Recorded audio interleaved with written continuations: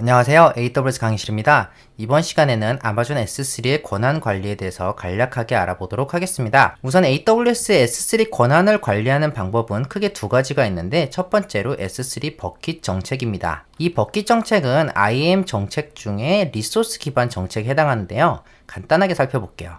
IAM 정책은 크게 두 종류가 있는데 Identity Based Policy, 즉 자격증명 기반 정책이 있고요. 이거는 자격증명, 즉 IAM 유저라든지 그룹이라든지 역할에 부여하는 정책입니다. 그래서 해당 자격증명이 무엇을 할 수 있는지를 허용하는 정책입니다. 당연하죠. 그래서 IAM 유저가 무엇을 할 수 있고 그 그룹에 속한 IAM 유저들이 무엇을 할 수 있는지, 또 역할, 즉 AWS의 다양한 서비스들이 예를 들어서 람다가 S3에 접근하기 위해서는 그 람다의 엑시큐션 역할에 S3에 접근할 수 있다. 이런 것들을 부여해주는 자격 증명 기반 정책입니다. 두 번째는 리소스 베이스드 폴리시인데요. 이거는 리소스 기반 정책, 즉 AWS 여러 리소스, 예를 들어서 S3, SQS, VPC 엔드포인트, KMS 등에 부여하는 정책입니다. 이거는 해당 리소스에 누가 무엇을 할 수 있는지를 허용하고 관리할 수가 있습니다. 그래서 예를 들어서 SQS 대기열에 람다 서비스가 접근하기 위해서는 람다 서비스에 권한을 줄 뿐만 아니라 SQS 대기열에서 나는 누가 접근이 가능해 이렇게 명시적으로 허용하는 리소스 기반 정책이 필요한데요. 이 리소스 기반 정책은 이렇게 IAM 정책이 평가될 때 있어서 굉장히 예외적으로 이 리소스 정책만 허용한다면은 바로 허용이 들어가게 됩니다. 간단하게 제가 말씀드리면은 IAM 정책이 평가될 때 유저가 혹은 어떤 역할이 어떤 서비스가 이게 권한이 있는지를 체크를 할 때 이 모든, 예를 들어서 특정 유저라고 가정할게요. 이 유저가 스콘 그룹, 이 유저한테 부여된 정책, 이것들을 모두 섞어가지고 그 중에 명시적으로 디나이가 하나라도 있으면은 바로 권한이 없음이 됩니다. 그리고 SCP, 제가 오르가니제이션 강의에서 잠깐 말씀드렸죠. SCP가 허용이 돼 있지 않으면은 바로 권한이 없음이 됩니다. 그 다음에 바로 리소스 정책이 허용이 돼 있다. 그럼 그 즉시 바로 허용이에요. 다시 한번 말씀드리지만 리소스 정책이 허용되어 있다. 그러면은 밑에는 묻지도 않고 따지지도 않고 바로 허용입니다.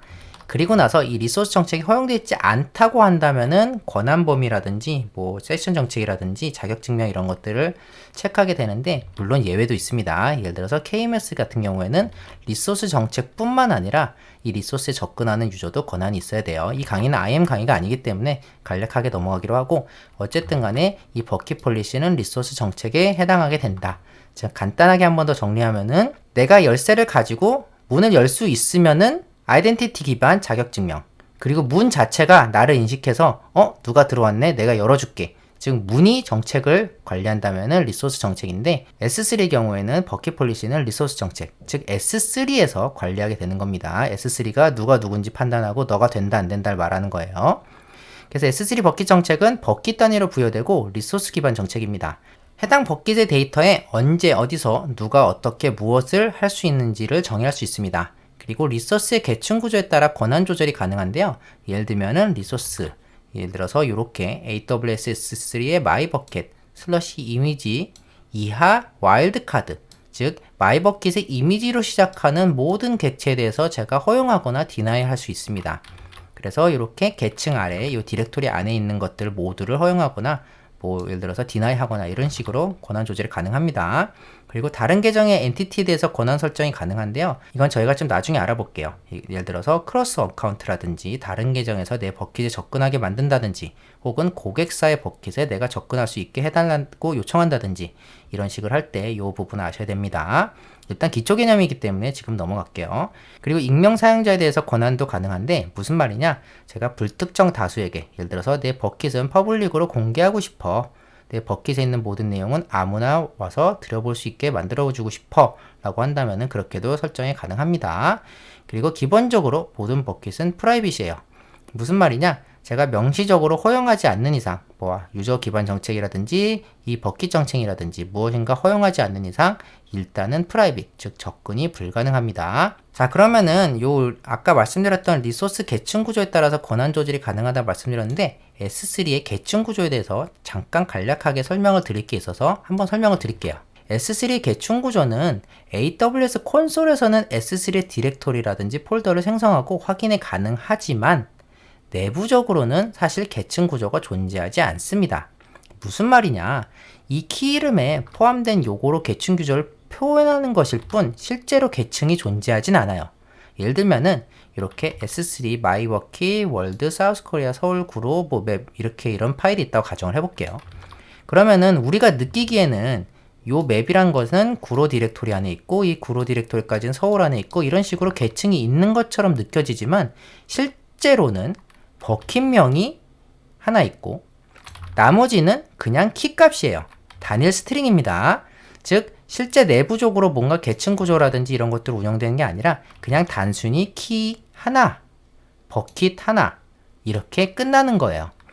이 슬러시를 기준으로 계층 구조를 표현할 뿐, UI적으로 표현할 뿐 실제 내부적으로는 계층 구조가 전혀 존재하지 않습니다. 이걸 알아두시면 좋은 게 버킷 정책을 짜실 때도 이걸 아시면 좋기 때문에 제가 간략하게 설명드렸어요. 자, 그래서 우리가 S3 버킷 정책은 이렇게 생겼고요. 여기 보시면은 이펙트, 얼로 할 것인지 디나이 할 것인지 리소스 기반 정책의 특징이죠. 이 프린시펄이라는 게 있습니다. 이거는 누가 해당하는 겁니다. 현재는 와일드카드이기 때문에 아무나, 그리고 액션은 get 오브젝트, 오브젝트를 가져올 수 있는 거, 다운로드 받을 수 있는 거, 어떤 버켓에 대해서 이 데모 rwlecture.com에 대해서. 그래서 이 버켓 정책은 무엇이냐? 모든 유저에 대해서 AWS 로그인한 유저뿐만 아니라 그냥 불특정 다수 모두에 대해서 get 오브젝트를 허용할 거야. 어디에 대해서? 이 데모 렉처 rwlecture.com에 대해서. 즉, 이 데모 rwlecture.com을 불특정 다수에게 공개하는 버켓 정책이죠. 이런 식으로 구성되어 있습니다. 참고로 방금과 같은 모든 유저에게 공개하는 정책을 적용하기 위해서는 이 퍼블릭 액세스 차단을 해제해 주셔야 돼요.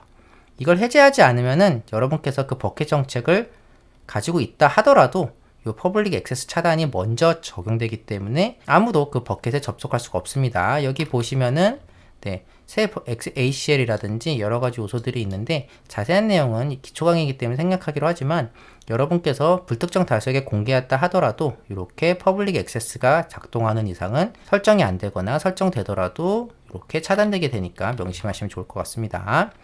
그래서 S3 버킷 관리 방법을 어떻게 선택하느냐? 자격증명 기반 정책은 예를 들어서 같은 계정의 IAM 엔티티의 S3 권한을 관리할 때, 그래서 어떤 특정 유저가 S3에 접근할 수 있다 없다를 결정해야 될 때, 인턴은 뭐 이 버킷에 접근을 못하거나 아니면은 관리팀만 이 빌링 버킷에 접근할 수 있다든지 이런 식의 권한을 관리할 때는 이 아이덴티티 베이스 폴리시를 사용하시고요. 그 다음에 S3 이외에 다른 AWS 서비스와 같이 권한을 관리할 때, 예를 들어서 여러분께서 정책을 만드셔가지고 혹은 뭐 EC2라든지 이런 곳에 같이 권한을 관리해가지고 람다 뭐 이런 것들 묶어서 한꺼번에 S3 이외에 다른 서비스들도 묶어서 권한 관리가 필요할 때는 이렇게 아이덴티티 자격증명 기반 정책을 쓰시고요. 만약에 익명 사용자 혹은 다른 계정의 엔티티의 S3 이용 권한을 관리할 때는 리소스 베이스, 즉 리소스 기반 정책을 사용하셔야 됩니다. 그리고 S3만의 권한을 관리해야 될 경우, 다른 서비스들과 통합해서 관리하는 것이 아니라 S3만 권한을 관리할 때는 여러분께서 이 리소스 기반 정책을 고려해 볼 만합니다. 두 번째는 액세스 컨트롤 리스트인데요. 이건 제가 자세히 설명하지 않을 거예요. 뭐냐면은 AWS의 버킷 혹은 객체 단위로 읽기 쓰기의 권한을 부여할 수 있는 방법입니다. 아까 버킷 정책은 당연히 이름 그대로 버킷 단위죠. 이거는 객체 단위로 읽기 쓰기 권한도 부여할 수 있습니다.